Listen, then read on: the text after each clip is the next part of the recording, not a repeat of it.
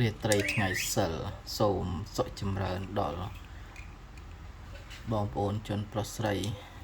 បងប្អូនជនជាតិឈាមពូជអ្នកសាងអង្គរទាំងអស់គ្នាពូជអ្នកចម្បាំងពូជអ្នកក្លាហាន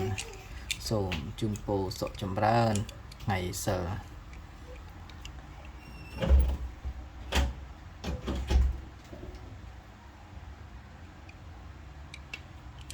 សូមសុខចម្រើនសុខសប្បាយដល់បងប្អូនទាំងអស់គ្នាថ្ងៃសិលថ្ងៃអវតសិល